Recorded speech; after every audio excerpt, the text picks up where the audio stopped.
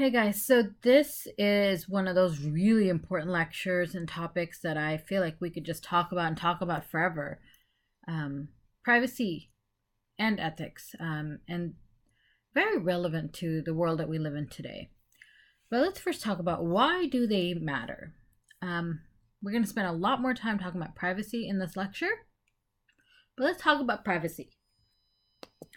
So, privacy governs decisions about specific things: your identity, who you are, your name, your age, your where you live, your social security number, your medical condition, who you're married to, if you have children, where do you work, what's your phone number, all of these different things. What things do you like? Um, they are also with It also governs decisions about with whom you share information. Who are you sharing this information with? Your doctor? Your family members? Who can share? Who can search for and find information about you?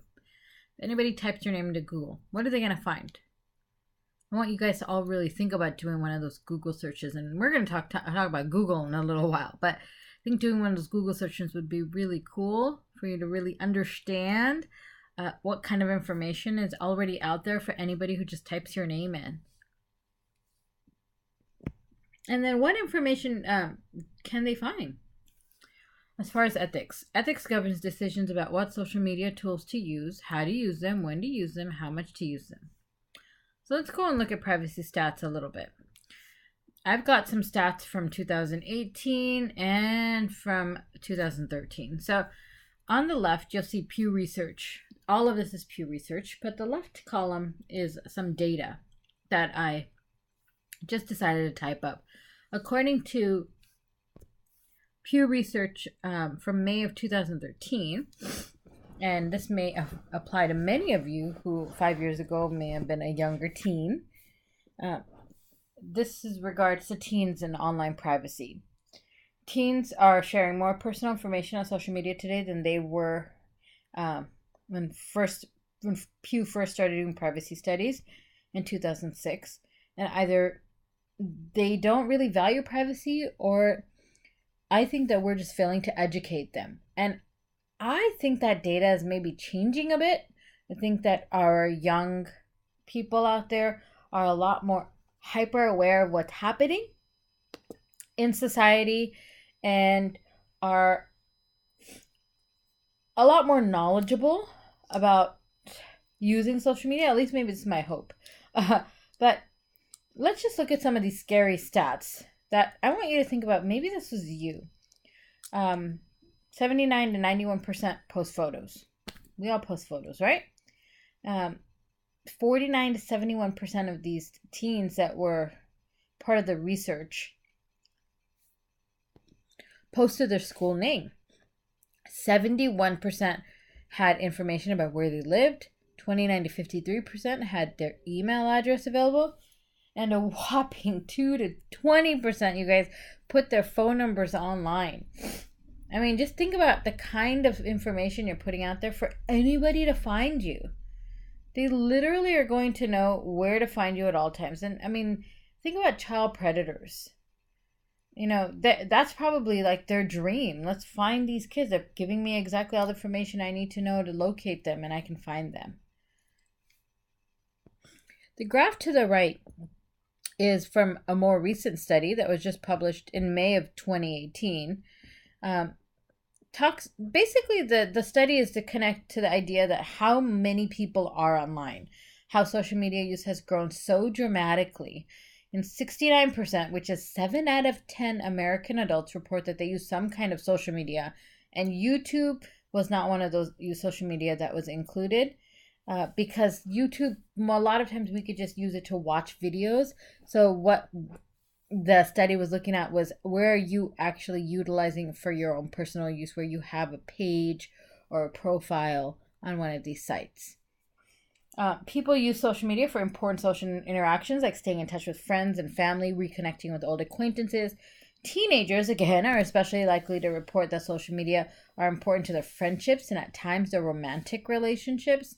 So, I mean, there was a study, well, you guys are going to see in one of your assignments a TED Talk, but there was a study that, just in general, you're looking at teens today, you're going out and hanging out with your friends, and instead of really hanging out with your friends the way you used to, you're going to be sitting in a room by yourself and sending Snapchats back and forth or communicating through text message.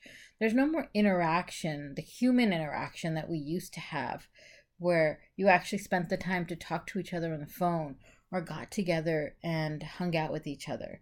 So there are potential psychological issues that could be on the rise. Specifically, we're seeing a high rise in suicide amongst all age groups. And I think that has a lot to do with the fact that we are keeping ourselves so, we're hermetizing, I guess, lack of a word, hermiting ourselves so much more because of social media. And, we're sitting at home connecting with all these people, have all these friends and followers, but there's no actual human interaction that's happening like it used to. Social media plays a role in the way people participate in civic and political activities.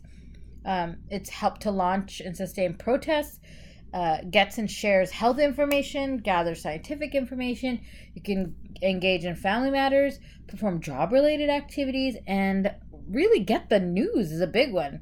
Social media is now just as common a pathway to news, and actually probably more common a pathway to news for people getting news now instead of going directly to news organization websites or apps itself. Little more statistics. These are all from the most recent Pew Research study in May of 2018. The graph one on the left, people are anxious about all personal information that is collected and shared, and the security of their data. 2014 survey found that 91% of Americans agree or strongly agree that people have lost control over how personal information is collected and used by all kinds of entities. 80% of social media users say they were concerned about advertisers and businesses accessing the data that they share on social media platforms. And we're going to dive a lot more into data and how that has a bearing on advertising and how it affects you personally. 61% or 6 out of 10 would like to do more to protect their privacy. 2/3 feel like current laws are not good enough in protecting people's privacy. 64% support more regulation of advertisers, and some privacy advocates hope that the European Union's which we're going to talk about, the General Data Protection Regulation, which went into effect on May 25th, will give users or even Americans greater protections about what data tech firms can collect, how the data can be used, and how consumers can be given more opportunities to see what is happening with their information. Graph 2, the one on the right, this really just kind of connects to how many users see social media as an especially negative venue for political discussions, but others see it as simply more of the same. So 5% of social media users trust the information that comes via platforms a lot. Only 5%. And many have just felt like when they have opposing political views of their friends or family or people that they follow, it's created conflict. People have stopped following. They've defriended individuals. Others feel like it's created harassment problems. And a lot of this has just been in the last couple of years. So let's take a look at the GDPR, or the European Union's Data Protection Regulation. I thought this was something that would be really important to talk about when we're talking about privacy and ethics, because this has very dramatically and drastically affected social media and tech companies as a whole, heavily. So what is the GDPR? It's one of the most important changes in data privacy regulation in over 20 years. And this is just an image I took from the GDPR website. Below is a website to the European Union's GDPR website, so you can read a little bit more about it. But I thought I could give you some key points that I got from this article on Forbes. That's also there for you if you'd like to read it further. But It was after 4 years of preparation and debate, it was finally approved by the European Union Parliament in April of 2016, April 14th, and it was began to become enforced on May 25th. And I want you guys to think about around about a month ago, did you begin to see a lot of terms of service or updates on your phones for all of your different apps and so forth? Because that was about the time that all these organizations were going to have heavy fines for non-compliance. So the bigger question is, how did this affect American companies? So one of the key points when we're talking about let's look at territorial scope. If data was collected, any kind of personal data, behavioral information from someone in any European Union country, the company was subject to requirements of the GDPR. So if I'm an American company, why does this affect me? Well, I need to be mindful of my how I'm targeting or how I'm connecting to these potential consumers. So I'm going to get to that one in a second, but let's talk about financial transactions. Another key point with financial transactions doesn't have to take place for the extended scope of the law to kick in if the organization just collects personal data. Like the European Union speak for what we in the US call personal identifiable information as part of a marketing survey, then the data would have to be protected GDPR style. So there would have to be some kind of box that says, email, check. Another box that says date of birth, check. So I need to know, as somebody who's providing my information, who's a European Union citizen, that whatever you are collecting, I know exactly what part of my information you're going to use for whatever it is and I'm going to know exactly what you're using it for. See, right now, we don't really know what social media organizations, tech companies, anybody is using our data for. And we don't even realize that our data is being used and that we are being manipulated in many ways, which you are going to get the opportunity to read about and have a TED Talk on. So back to the targeted marketing and the web. So someone finding and browsing a US website, just say they go to Google and they type something and they find it.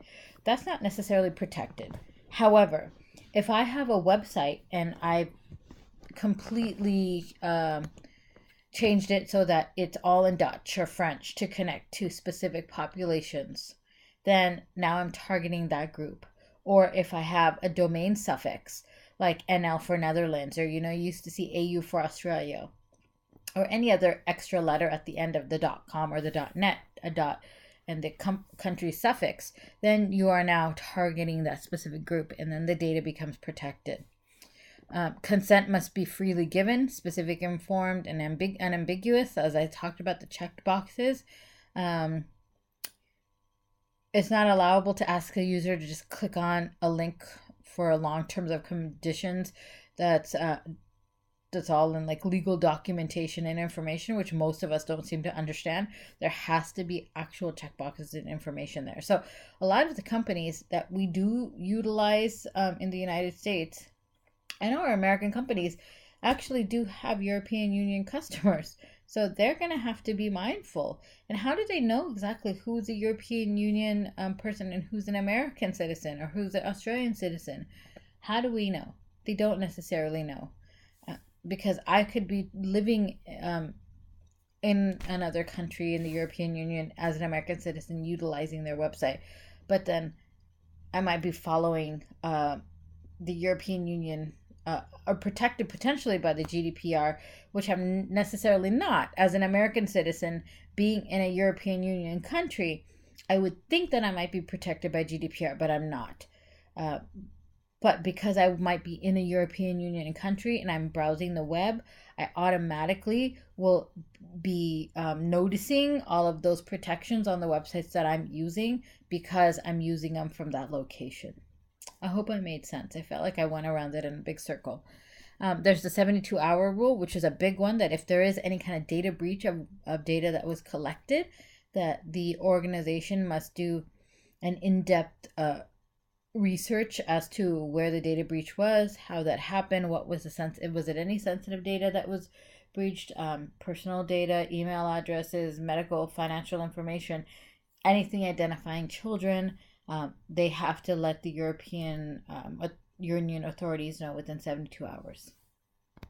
So let's make it a little softer. So really, more information than you really intended to share.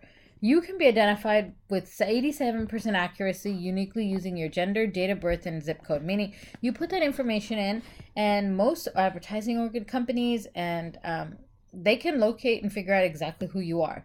You can uniquely be identified by your browser with 97% accuracy. So I browse a bunch of things online. They're looking at my browsing history and they can figure out exactly the kind of things that I would want to consume or I'm interested in. Information is shared, sold in auction with your permission. Most of us don't realize that. And this is where that GDPR came from, the European Union's data protection regulation. That was there to protect from this kind of stuff. We as American citizens are still not protected here. So when we click and say, I agree to the terms of service or the end user licensing agreement, I'm saying, yes, you have my permission to use my data however you want. And our data, a lot of times, is just being sold to other advertising organizations and companies so they can now figure out what we are doing, what we're interested in, so they can target us in their ads. So here's an example. The Target had determined a 16-year-old was pregnant before the family knew based off search queries. Here's a little link to that article. This girl was pregnant, didn't tell her family. She would start searching for stuff online, and she began to get things in the mail from a lot of different organizations that were for expectant mothers. She got something in the mail from Target. Her father saw it. He was very angry. He contacted Target, said, my daughter's only 16. Why would you send her something? And lo and behold, he found out that his daughter was pregnant because of search queries. So this is the kind of stuff that we're talking about, where you are sharing more information than you intended to share. So this is just a kind of a crazy, scary slide that talks about how consumer data mining works. And remember I said you could be identified by 87%, by 97%, 87% based on your age, gender, date of birth, name, 97% accurate based on your web browsing history. What is all the stuff they're looking at? Things that you look at here, your history in your web browsers, anything you saved to cookies. Anytime you search for something, you look for it again, it'll automatically pop up a lot easier for you and quicker. Searches, any images that you capture, your cache. It's anything that's saved into your computer. Places that you were, social media likes, shares, cookies, click tracking, favorites, referrals, metadata analysis, even more information, things that you like, or your GPS. Where are you? Your location on your phone. Most of us always have our GPS locator on our phone. Our geodata. I take a picture of an animal in an African safari. There's geodata on there, and people who are looking to go and kill the rhinoceros to go and grab their rhino tusks have now located the geodata to see exactly the longitude and latitude of where that specific rhinoceros may be in the African safari, and now I've just told him that. So that's an example. Photo analysis, figuring out exactly who you are, people you're with, beacons, Wi-Fi, cell triangulation. There are like literally billions of data points that can connect to being maybe you and really highly likely you based on accuracy of 87 to 97%. So there's so much data out there that connects to who we are that's kind of scary. And I know this is getting a little long, but we're almost done. Terms of service. Did you ever read them? Do you ever know what they say? So the big question is who's really being protected in terms of service agreements? Who has rights to the pictures, videos, information that you post on the platforms? Some terms of service include the claim that the company that drafted the terms of service has the right to incorporate changes to those terms. Most of them actually do, because they're always changing. And as stated before, after the GDPR of the European Union, there was a lot of terms of service changes that happened across the board for tech companies that are about a month ago. And a lot of terms of service even have, after the user has agreed to a particular set of terms, that they're going to revise it and we are bound by that. So I want you to think about, do you think that's even ethical? We're talking about privacy, but now let's talk about, is that ethical? Is it ethical for them to be able to do something like that? So let's talk about some privacy categories. There's your public, your friends, your followers only, locked or private accounts. I mean, there's one thing I think about Venmo, if any of you guys use that. I find it astonishing that other people have no issue with everyone else who's friends with them seeing exactly what money they've sent to who and for what. I have all of my stuff set to private because that really is nobody's business how much money I'm sending, why I'm sending it, who I'm sending it to. So like that's one of those places that we don't think about that maybe we should. So how can you protect yourself? Know your privacy rights. Create your own private groups and lists. Turn off your geolocation settings on your apps. Get rid of followers that you don't really know, which is a big deal. Set your social profiles to non-searchable. Search for yourself. Like I told you guys, try to do a Google search. Use a two-factor authentication when available. So if it has a phone number, text your phone and email you, or secret security question or something like that. So let's end up with ethics here. I want you to really think about, how ethical are you? Is the internet like inherently unethical, or does it simply make it too easy for users to act immorally? So think about like torrent sites, for example. Entertainment, music, television, movies. Have any of you actually gone and watched a movie or a TV show that you didn't subscribe to or pay for? Or listen to music that you know somebody got online for free? How about software? Sharing our passwords. How many of you share your Netflix account or your Hulu password? Like that's one password that nobody cares about having protected. Sure, yeah, here's my password to my Netflix. Here's my Hulu account. Like, is that ethical though? Think about that. I want you to really think, are you a socially responsible person? Do you expect others to behave in a certain way when it comes to your data? And what are your expectations of social media platforms? With that, I want to end with talking about Tristan Harris, who's a former Google design ethicist and whose TED Talk you'll be watching a little later, or I created a TED Ed based on another interview he had. But he has TED Talks, and I have a link to that TED Talk, which is not part of your assignment, but it's another one you could watch. But he believes tech companies prey on our psychology for their own profit. I want you to think about that. Do you agree with that? You know, a handful of people are working at a handful of tech companies, steer the thoughts of billions of people every day, and all they want is one thing. They want our attention. So there's some examples here from Snap Streaks. How often are you able to snap? Here's your streak. You know, if you miss a day, you don't want to miss a day, so you have to take a picture of anything, right? Facebook notifications, those happen constantly. Hey, by the way, we haven't seen you in a long time, or hey, it's this person's birthday, or this event's coming up, just to remind you to come back. YouTube's autoplay, which also propelled Netflix next episode, where, you know, they want to keep your attention. So what did they do? They set it so it goes to the next episode, or the autoplay automatically plays on YouTube so you don't have to click that. Same with Netflix. Netflix does that as well. It just goes, you can click next episode, and now you can even do the whole skip intro. That's a new thing. So they really want to hold your attention for as long as they can. So with that, let's go back to the beginning about what privacy and ethics really are. Why do they matter? That's a choice and a decision that I think you have to make. And I really hope that you learn a lot from this week. Thank you.